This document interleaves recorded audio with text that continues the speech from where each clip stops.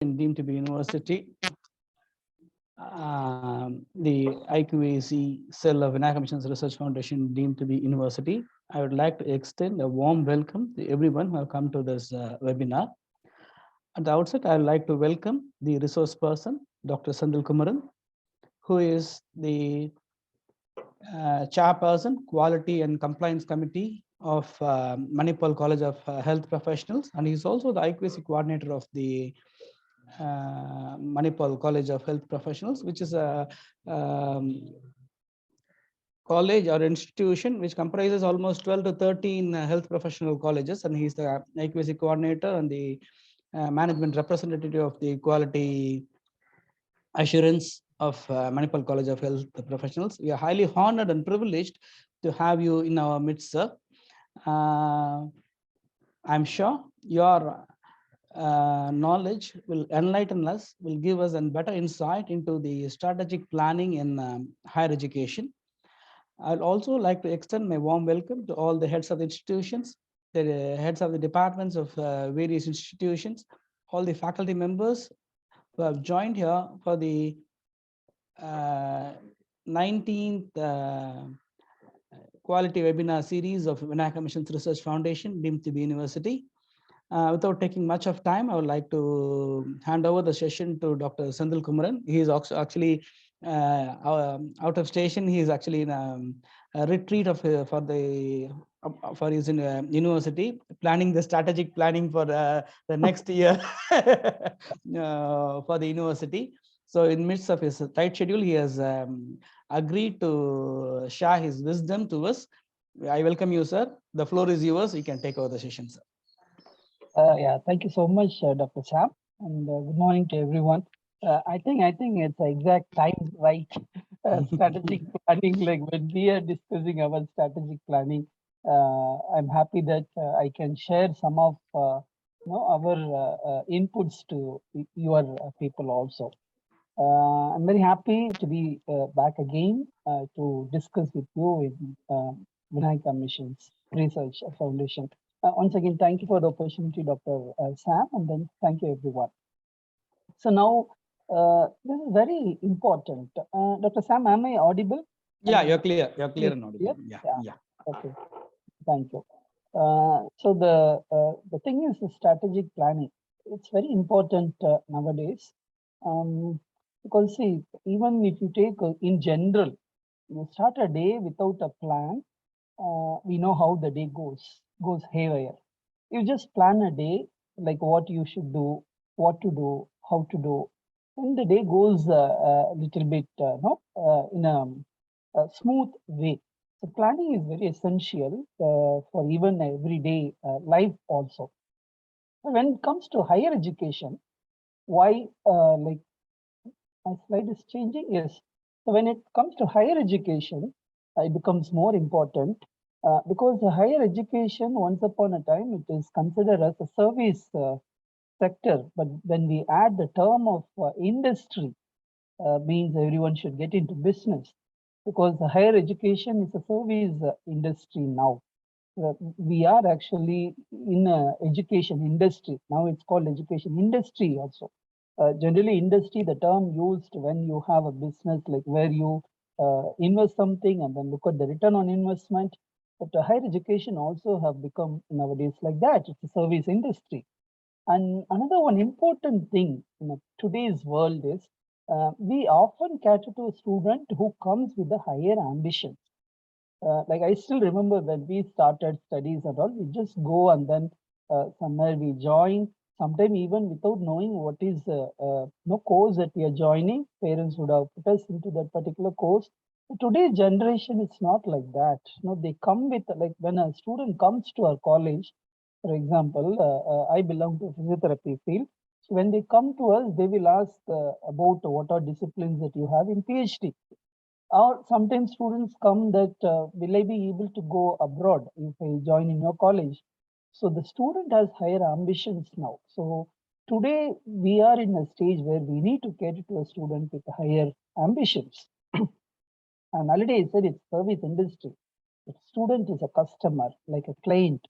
So it is the famous quote by Mahatma Gandhi. We all know customer is everything, because you have to satisfy the customer in all possible ways.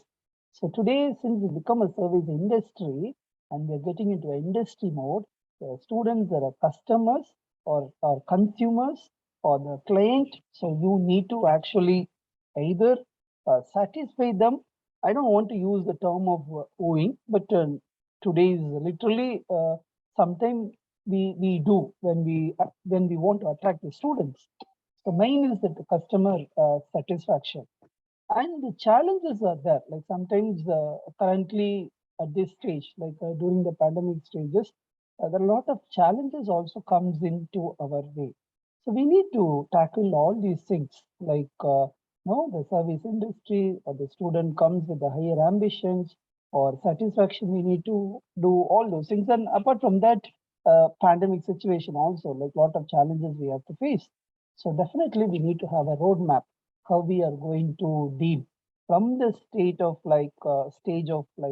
admission to the exit when it comes to student perspective or organization perspective when you start the year and then when you end the year, or even sometime it goes beyond the year. So you need to have a clear cut roadmap, and that is what is a strategic plan in simple terms. So the strategic plan is nothing but the roadmap. It's a document like where you are supposed to have a complete document of what you are going to do and how we are going to do all those things. It reflects how a company plans to function, like how we are going to work, how we are going to grow over a period of time. And it also includes steps, like each step, like in order to get where you want to be, right? You know, like suppose I want to reach there in 1 year or 5 years or 15 years. So then you need to plan the steps, like how to go there or what all is required to go there or to reach that particular stage. And generally it is for 3 to 5 years, but most of the time it can go up to even 15 years, but usually it is 3 to 5 years. Whenever you say a strategic plan, it is usually 3 to 5 years, but it can be extended up to even 15 years. There is something called even 1 year plan also that you can have. It's all based on the mission, vision statement, or the values or the goals of your organization. That is how we make a strategic plan. It is just a simple tool for you to tell you how you are going to travel or where you're intend to travel, where you're planning to see yourself after a few years. And it's like a blueprint for moving from dreams to actions to outcomes. So you will have some dream like where you want to reach, and then you will have some outcomes also. And then you have to lay down your put down your actions which will take or which will make your dreams into a reality. And of course, it's an ongoing process. It has to be an ongoing process. It's not like one time you make and then after that, you see it ends there. It is not like that. You may have to check again and again, and it's an ongoing process completely. Okay, now just I said what is strategic planning. When to use this strategic planning? Like suppose if you are a new organization, you are going to, for example, starting a clinic or starting an organization or anything. So it's generally when there is a new organization, you need to have the plan or a new initiatives or a large project or a new phase, like you are doing something, but you wanted to change your plan of action. So you want to see some change, and then that's a new phase. At that time, you just have to use the strategic planning. And ultimately, if you want to give a new life into your older perspective, then definitely you need to have a strategic plan. So these are the occasions when you use strategic planning. Though there are some other requirements that I'll just come to you. In general, strategic planning is meant for that, whatever I said previously. Why it is important? Definitely, you want to give your organization a structure and the direction. Structure may be there sometime, but you want to reorganize, you want to make it in a proper way. It's like how we arrange even our workplace or a house, something like that. So you want to give your organization a proper structure and then the direction. to help build consensus about what to do and how to do it, what you want to do and how you want to do it, and to focus your organization efforts. Like something we need to have a focus. I'm doing this, so I'm expecting this after this particular point of time. So you need to have a focus. Then only your efforts, whatever you take effort, that actually yields some benefits in a long run or even in a short run. And of course, to position your organization in the industry, because today's world is a competitive world. Like when it comes to higher education, lot of organizations are there. Every day they start a college or the university comes in. So you need to position yourself in the industry. Means you need to have a proper planning when you compare to or in comparison to your competitors, and also to reach benchmarking standards. Sometimes you don't want to look at the competitors other can do, but you want to set or reach some benchmarking standards against the global. It can be national or it can be a global also. But having said all these things, the most important thing why everyone now started even for planning is to mainly for ranking, because the ranking is the one which helps you to position yourself or show your position in comparison to your competitors. So definitely in that run, you have to have a strategic planning, and we all know that in NAC also this is criteria. There is a section called "Do you have a strategic planning document? Do you have your vision, mission, values, and everything it asks for?" So definitely strategic planning that for any organization you need to have. Now, before going into the main thing, I just wanted to give some models which are there. A lot of models are there. I'm not a management person, but with my brief experience in the field of this, I'm just sharing few details. There are many models are there, but the one which will be relevant most of the time to higher education, I'm just sharing with you. There is something called basic plan model. Basic plan model is like where you have a mission statement, and then based on your mission statement, like for example, my mission statement is I wanted to be in the top 10 in India, or top 100 in the global thing. Then you have to have your goals based on your mission statement. So you have to have a lot of goals. Suppose you can identify multiple areas, like for example, in academic, in research, something like that, and then you can have your goal. And then you list out the strategy for each one, like how you are going to do and what you are planning to do. So this is simple basic plan model. Next one is cascade strategy planning model. This is another one most of the time is used in many of the higher education industries, like where you will have every organization will have a vision statement. And then from that, you derive again a goals like areas of focus. Then you have an action plan, like how you're going to do for each goal, what is your action plan. And you will have performance indicators. For example, um, one of your goal is to reach, increase or improve your education. Means action plan one would be to improve the student enrollment. So performance indicator would be the student enrollment number. So like that, or maybe in other way. Suppose your goal is to improve or to reach or to provide, or to be in the top of the education thing. The focus would be to offer more number of courses. So for that, your action plan would be you will start new interdisciplinary courses, and then your performance indicator would be a student enrollment number. That's the one which ultimately you will see. Like suppose if there are increase in number means whatever you planned, like to offer more courses, have worked out. So it's like that. So that's another one common model which we use, like cascade strategy planning model. The third one is a scenario model. This is most of the time used in case of business industry, or sometimes in higher education industry also. Suddenly now we all had a COVID. It's a certain scenario. So maybe at that particular time, you have to assess the vulnerabilities or threats, then best case outcome or worst case outcome. Because during COVID time, what happened is our international thing has got affected completely. That's one scenario. So then you have to assess and then you have action plan. So that is another one model, scenario model.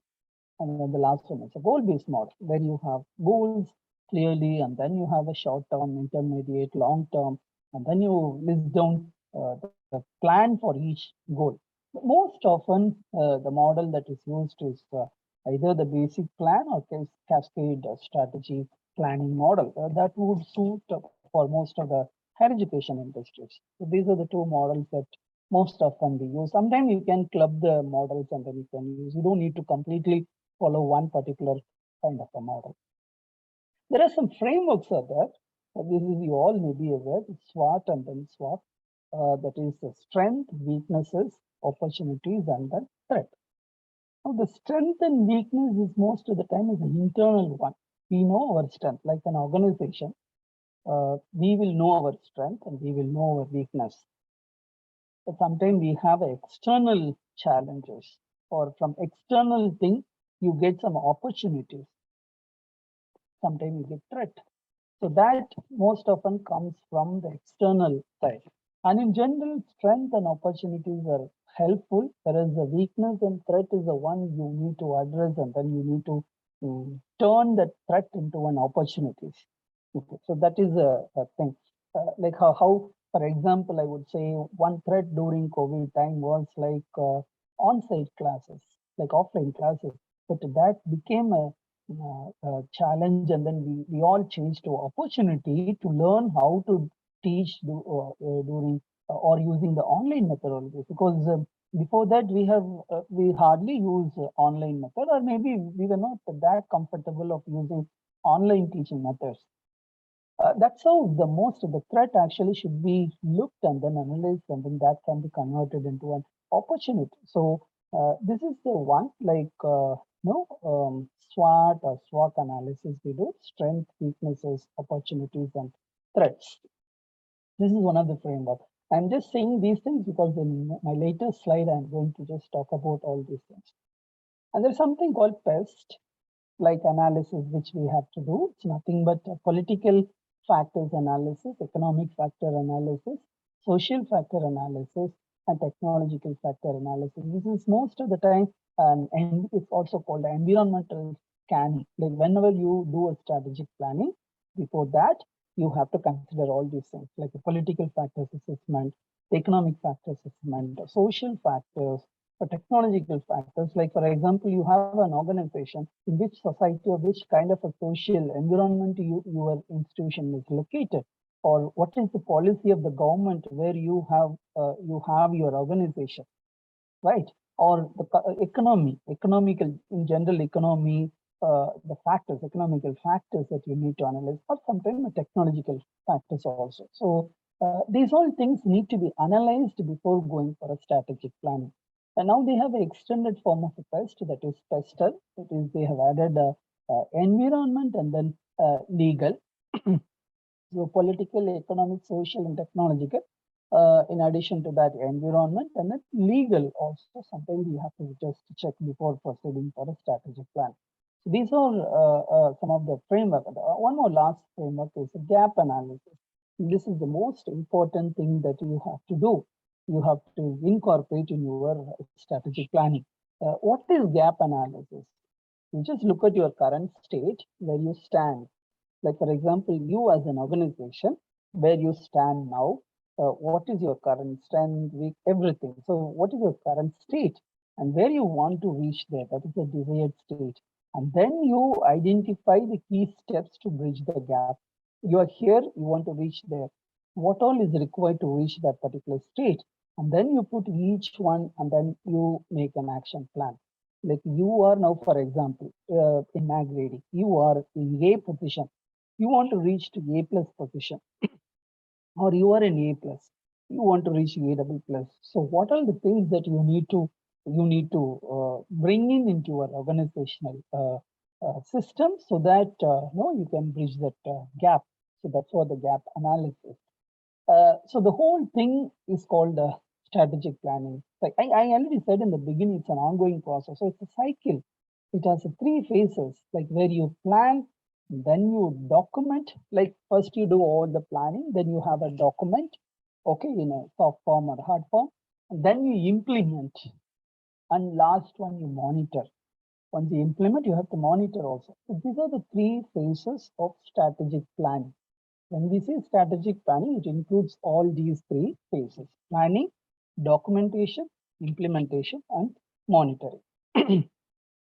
A planning is nothing but you do research and then you analyze what are strategy and plan. Then you generate ideas and choices. Documentation is you have a proper document. Just write everything and then have a printed version, because you need to communicate to the lowest hierarchy also, right? So document the plan, and then finally implementation is nothing but taking action to achieve the goal. And then finally, you monitor the progress, or whether you have achieved or not achieved, so that how to change your future strategy. Again, it goes back to planning. Suppose you have achieved, you have made plan for 5 years, you see where you have reached. Sometime you would have overreached. Then again, you have to change the strategy.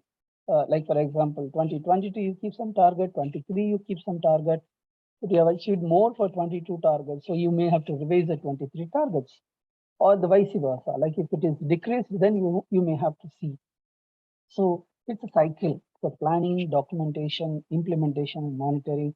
Again, planning, documentation, implementation, and monitoring. This is how the cycle goes. So when the whole process happens, we have some documents, outputs. That's a strategic plan, which is a long-term plan where all the strategy, objectives, how to achieve everything will be there. It's a long-term plan. Means minimum it should be for 5 years. Maximum it can go. But generally in our organization, we have 15 years plan. On operation plan will be there when you do a strategic plan, like each year how to do no operating plan or statement, like for an annual plan.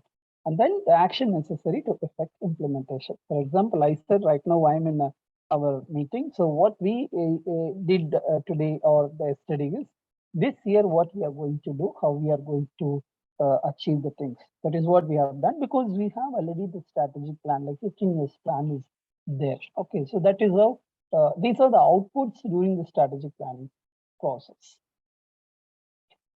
Okay, anyone want to ask anything? Or I can just continue. You can just continue on the and maybe at the end of the session we'll have Yeah. the discussion. Okay, okay, thank you, Dr. Sam.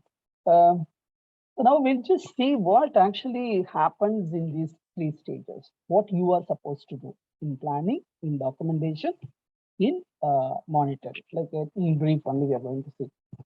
So the planning most often should, you can follow top down or bottom up.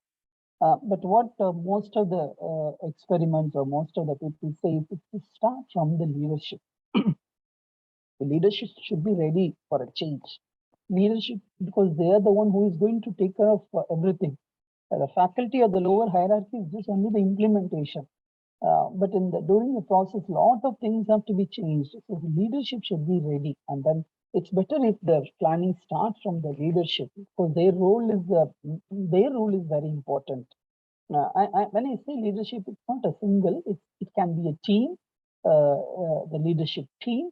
So they are the one who has to have a vision how we are going to see our organization in 5 years, and then they need to consult, and then during the consultation. Yes, they can come to the lower level, second level leaders, or third level, or even sometimes they can take the faculty and then discuss with them also.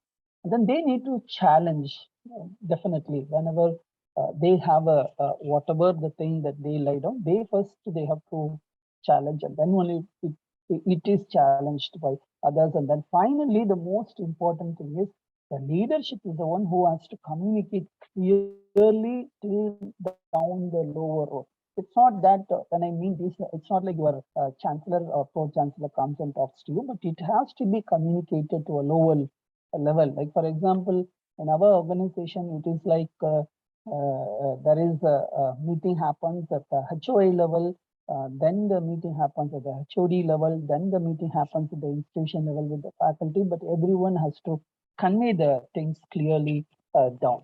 I already said you can go for a top down or bottom up, but in better if it starts from the top. So there are four stages are there whenever you do planning. You just have to scan. So you cannot just start. You have to know where you stand.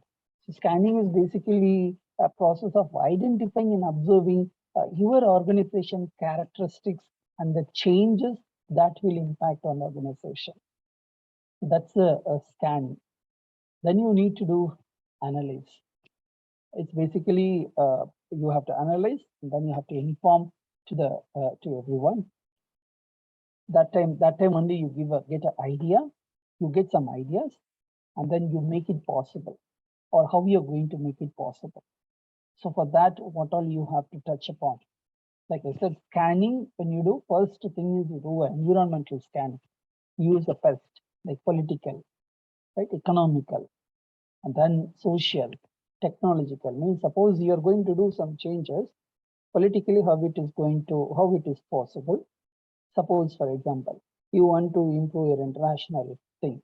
So whether politically is it feasible, current scenario or your state or central government, whether it permits or it is conducive. The economical is your economical thing, as well as the external environment, external economical thing also. Then the social, definitely that's the external thing. And then the technological, that can be both internal and external. So you need to actually, mainly, largely when we say environmental scanning, it's the external thing. And then internal resource assessment, you have to assess yours, like physical resources, human resources. Human resources, when I say not just a number, it's a skill resources also. Whether you have equipped people, like you want to change completely, means whether you have enough providers to achieve that change. Currently, information is very important. So whether you have a information communication resources, right? And then I said, when I say human resources, it's a knowledge and skill resources also. So these are the things that you have to assess. And one more thing that you have to remember correctly when you do a scanning in the planning stages, your institutional mandate. By and large, we all say that this is a non-profit organization. Means some of the institutions will have its own status or a profit-based organization. Most of the time, when you say non-profit organization, whatever the earning comes on that should again go back into the same education industry. That's actually a meaning of the non-profit organization. So that is also is very important when you do a planning. Like you need to know your mandate. What is your status or what you have said yourself, or maybe your leaders or your higher people, top management. What is their thing? So that's the first thing that is scanning. When you do analyze, this is the most important thing. You have to first you see your position, where you stand. Suppose when I am missions, if you take a Manipal University, when you first do, you first step, maybe sometime you have to know where you stand against the benchmark competitors. Nowadays, lot of ranking things are there available already. Like for example, NIRF in India or NAC. Other you go globally, Times Higher Education and the QS ranking is there. No, all those things also are there. So you can just go and then you based on that also you can see where your position. What is your market position? Then the portfolio analysis, like you just have to do analysis of like dissect, like for example, a Vinaya Mission as a physiotherapy institute, allied health institute, engineering institute, you just have to do complete dissect and then see where we are doing good, where we are not doing good. Identify the least and most successful areas of provision. But again, that you have to decide, like not doing good or doing good in what sense, and use that information to influence your strategy. And finally, financial and other data also you have to analyze, because that's the most important thing.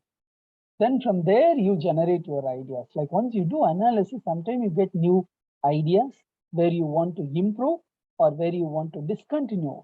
Like you can start something new activity from your planning. Like when you did the environmental scanning or resource analysis, you can start something new.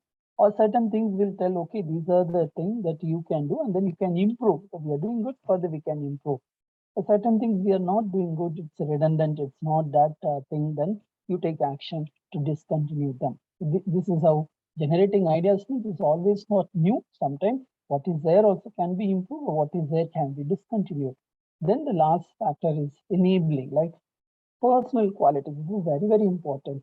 How we are going to enable, suppose you assess your faculty or everyone, how we are going to enable them in terms of attitude, aptitude, and then skill, or how you are going to improve your resources, time, finance, information, communication, physical assets, and then how you are going to improve your information, because when you say strategic planning, it's all about the data, right? Whether you have the data, how you are going to improve capturing the data, whether you have the system to collect the data, or how you are going to make a progress report, monitoring report, or account everything.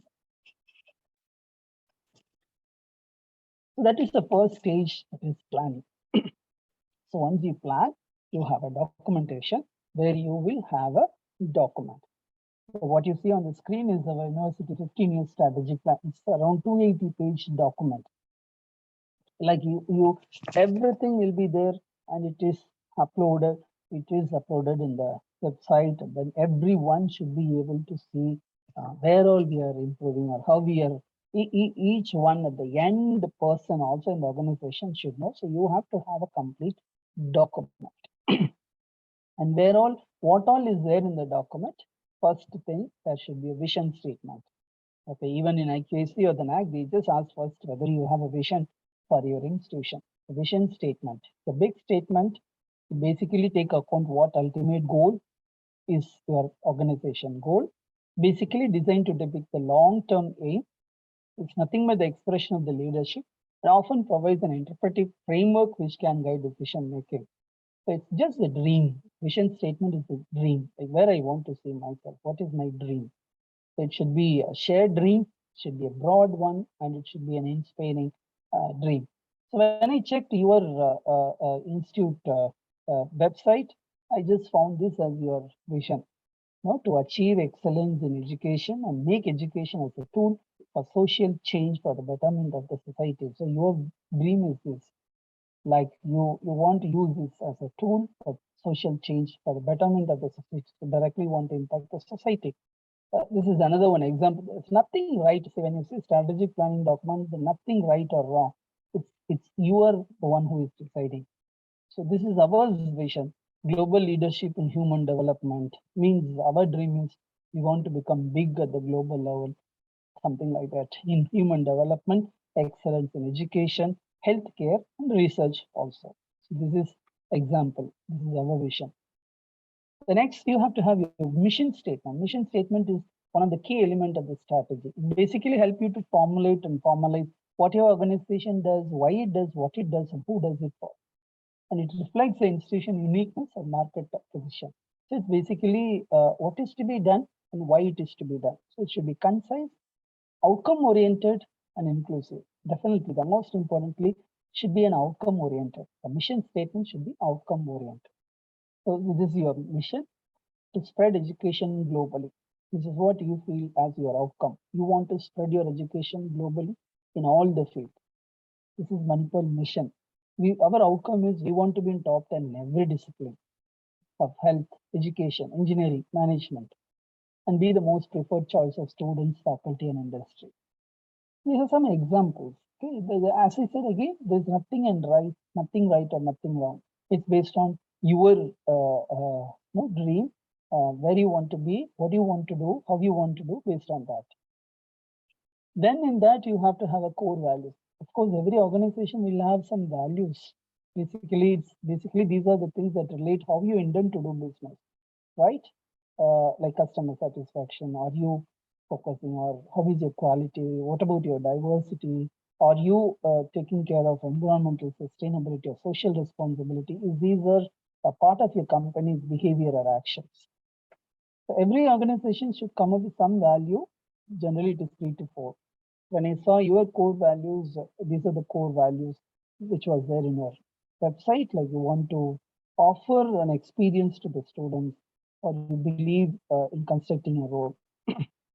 These are the core values for our the most important thing of our university is transparency and integrity. That's the first thing. Then quality, teamwork. This is some of the values that our founders have had in their mind. Okay, then SWOT analysis you have to do. Already I've said the SWOT analysis. It's basically help you to understand what is your current position, what will it take to grow your business further, what vulnerabilities and risks that you shall address. Okay, and I already said it's internal and external factors. This is the one which I got. There was a published thing, like when they did the SWOT of across the technical education in India. So what they have found in most of the technical education, major strength is UGC and ACT approved, growth in enrollment ratio, latest and modern technology. Weakness is lack of exposure and interaction with industry, lack of R&D infrastructure facility. Opportunity is more autonomy in institute curriculum, funding support from various funding agencies, UGC, VTU, MHRD, ACTE, from all those things. And threat is average input quality and rapid technological changes. Loss of quality standards by Indian institutions. This is one general, just to see a format. I also did SWOT analysis because I know your institute. So I just generally did what would be your strength and then weakness and opportunities and threats. I may be wrong. You are the better person because I am the external person. I don't know what is happening, what are the system inside. But I felt from outside point of view, your strength is you have multidisciplinary, you have a wonderful hospital system, and you have more experience. You're not a new organization. You are there for almost more than, I think, if I'm not wrong, 35 years, more than that. These are all your strength. And weakness, I won't be able to tell that you should know better. An opportunity is like interdisciplinary thing is an opportunity because everything is there in the within one camp. So that itself is a very good strength. It's a strength as well as an opportunity. Why is put it in these opportunities? Currently, UGC or everyone looks for interdisciplinary courses. So that's an opportunity since you have multidisciplinary things. And threat is for any higher education institutes or competitors, right? So you have to sit and do. It's not overall institute. You may have to do, like, for example, a physiotherapy college, you sit and do your SWOT analysis. Or even within the department, within the physiotherapy college, you have multiple departments. Let them do SWOT analysis for each department. So it has to be like that. When is the long-term goal? It is just beyond the next year, looking beyond the year. That's very important, right? And it is not necessarily that you have to include in the current strategic plan, but you have to have. See, for example, when I said we had developed for 15 years, that is the one document which we have. Then for every 5 years also, it's called rolling implementation plan. Every 5 years, we have one thing. And then finally, it comes down to the 1 year. So that is how actually we have long-term goals. This is a institutional long-term goal. We want to be a top 500 university in the world by 2022, by 27 where we want to be, 2032 where we want to be. No, these are some of our long-term goals. And short-term goals can be annual, like it is any functional aspects also. Just for example, like you want to increase your student enrollment, that can be your one of the goal per year, or you wanted to bring some innovative pedagogy technology into your curriculum, that can be yours. So some of the short-term goals. Then you have an action plan. For each goal, you have to develop an action plan. Like what all activity will occur to bring that change, who is responsible, what is the timeline, what resources are required, and what stakeholders need to be kept informed. For example, as an allied health college, if I want to start some interdisciplinary, I have to tell which department is going to do, which HOD or team is responsible, or what are the resources that is required, and what is the timeline. Like suppose in the first quarter, so how we do is even within a year, we review every quarter. So in the first 4 months, first quarter, what you did, second quarter, what you did, third quarter, what you did. So you have to check also whether it has happened or not. So you have to, even within a year, clearly you have to have a plan of what you will do. Like suppose I will approach an external agency to help us in developing a curriculum, and then I will have a syllabus ready, something like that. You have to have subtasks, it is called. Like one task is that you have subtasks and subtasks, like that you have to have. So once you drafted the goal, then you have to ask yourself a question: is it clear? Everyone understood, or any outside participants been included? Does the plan actually have a positive or negative progress? Is there any activity to evaluate the progress or success? Because obviously you need to evaluate also, right? So these all you need to have. So you have to, in the strategic plan, generally vision, mission, value, institutional goal, objective, pillars, strategies, all these things will come in the strategic plan. These are certain things in educational institution. You can have some of the strategies, like how the academic quality to be maintained, or research you can have, how to develop the learning resources. These all can be your domain of focus, or projected profile of student numbers, or how the staffing plan will enable the recruitment. These all things can be there, and a summary of physical resources, or how the information system to be developed, or how the institution aim to meet the need of the economy or society within the regional, national, international context. So some of strategies when it comes to higher education industries, you can have academic-based strategies like academic strategy, research strategy, lifelong learning strategy, learning and teaching strategy, widening participation strategy, or it can be a resource-based also, like financial strategy, the state in the sense physical infrastructure strategy, IT strategy, procurement strategy, okay, or the other like information strategy, international strategy, or student support strategy. It can be anything. Like you can choose whatever you want to have, or sometime in the document you can have everything that will come in your document, and you will have for each strategy you will have the task and then everything. We'll quickly go through an example like what we have. Like we have divided into 5 pillars: education, research, internationalization, alumni, and infrastructure. So you have an objective, for example, to offer education of the highest standard in an environment facilitated by competent academics. The parameters are the number of interdisciplinary courses, a transparent need-based selection process, faculty-student ratio, student amenities, and student enrollment. These are the parameters. We have a strategy what to offer program that align to the changing landscape of higher education. In that task is offer futuristic program. So number of programs, you need to have a baseline. This is what gap analysis. Baseline. We started this in 2017. So 2022, how you want to go? 2027 and then 2032. What you want to have? See, if possible, you can even have the names proposed also for the first 5 years at least. Because first 5 years you need to have, like I will suppose in your case, if you don't have some specialities, geriatric is emerging field. So in physiotherapy, maybe we will offer a branch in MPT geriatrics, something like that. No, so you have to plan and then you have to discuss and then you have to come up with the idea. So this is one of the thing. Or maybe we want to expand the sport. So know where we want to expand or which direction you want to expand. The baseline didn't have any schools, but then later on wanted to start a new school, like for example, a liberal arts or social science school or other schools, just for to enhance the diversity of the programs. Okay, and then the other task is maybe a choice-based credit system. Baseline we had at 2017 only one, like engineering. Then maybe all 5 years we wanted to have in all the institutions CBC. Okay, something like that. So and then subtask also. See, prepare a policy and the proportion of credit that can be taken as elective. Institution to prepare a list of open elective to be offered in transmark. So these are the subtasks which you have to assign to the people. So who will do? Then there is a thing came from the university that everyone should start at least one elective, open elective. Then at the institute level, we told every department should have at least offer one open elective, which other Mahi people or Manipal people can take, something like that. So this is how we have to go. So that's one example in academic. This is one example in research. Maybe I put this for have this, like what is the input, what is the desired outcome. The input is develop an internal mechanism to promote research and collaboration.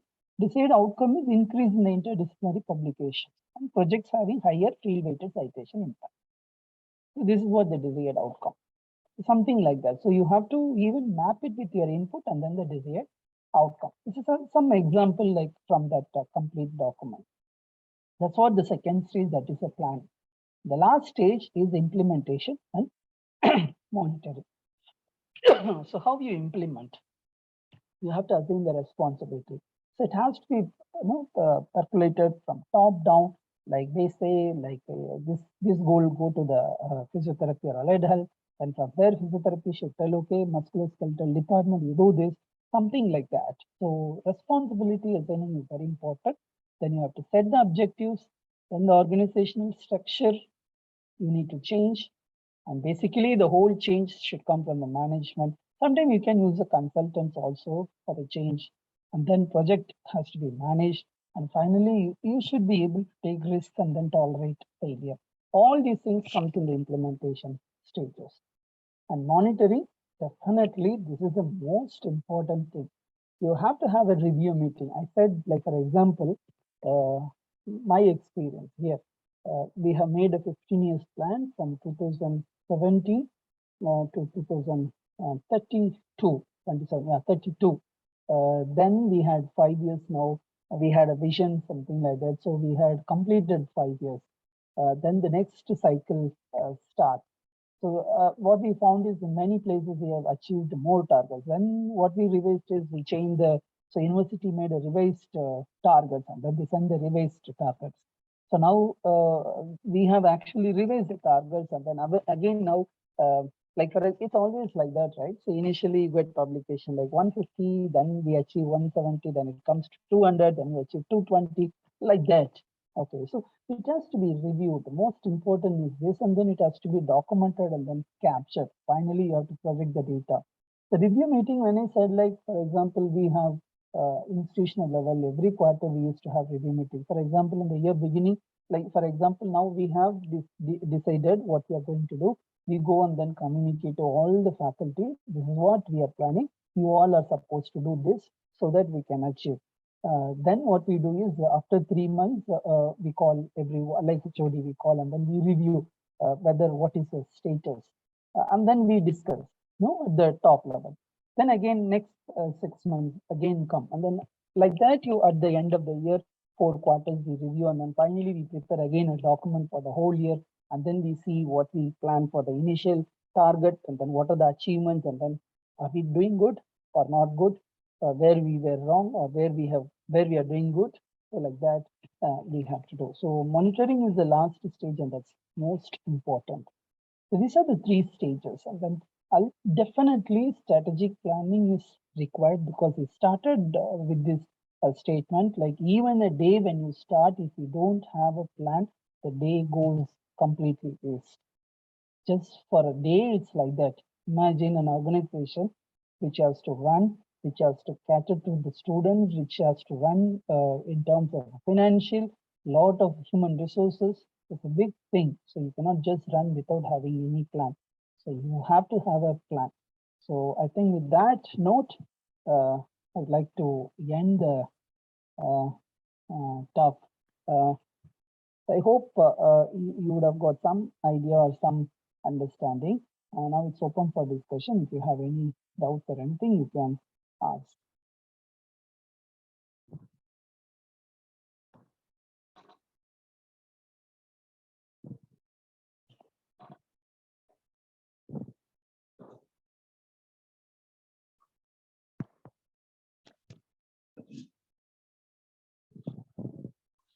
Thank you, sir. Yeah. Sir, you have any questions or clarifications? Please ask. Or you can post also if you have any doubts or anything. You can. It's actually an interesting thing when you do a strategic planning. Because I was also completely new when we started, but it's very brainstorming happens. It's something like you create your own plan, right? What you want to do, it's like your own child, and then you see whether you have achieved or not, something like that.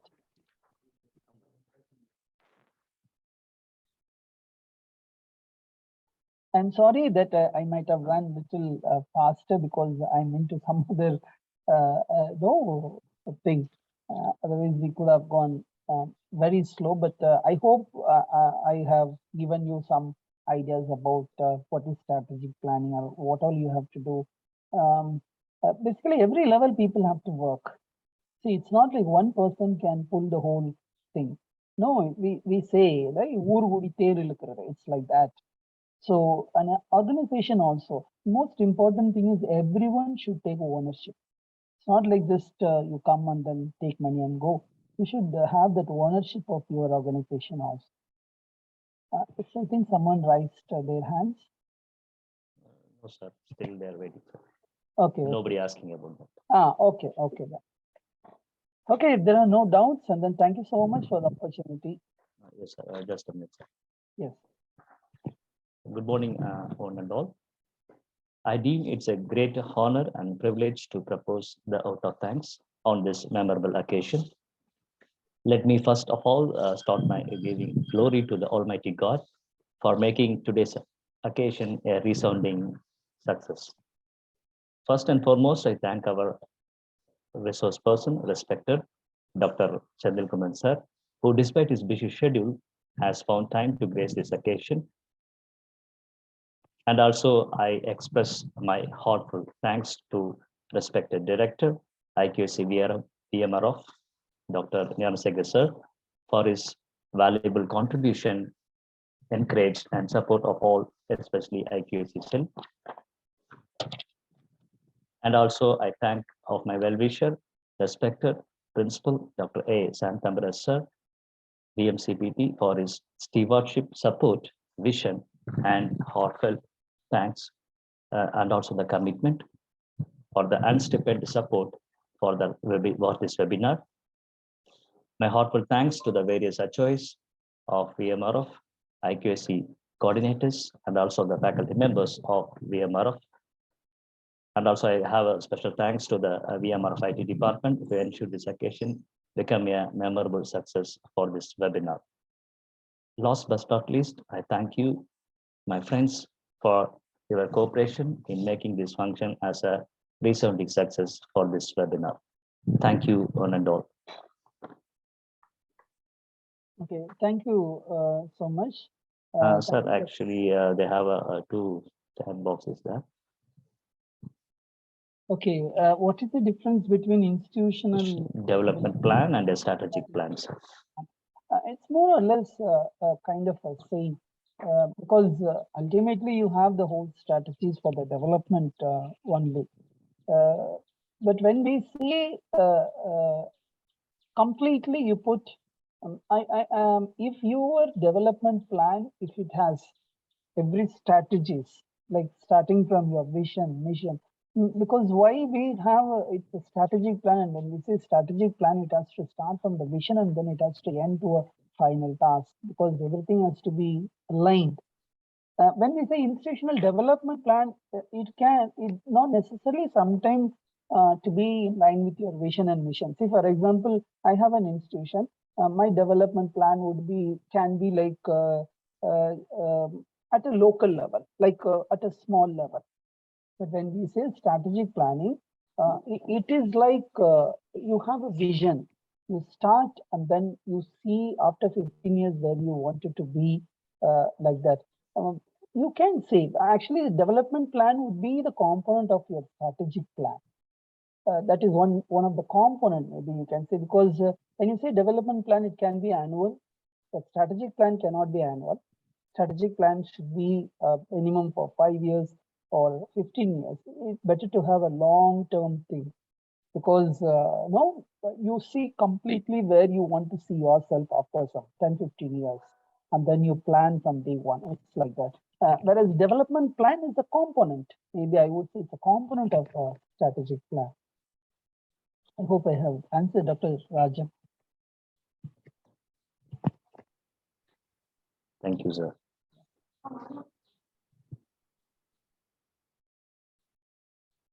Dear participants, you have any queries or clarification, please put in chat box. Sir has no time to share this in this time.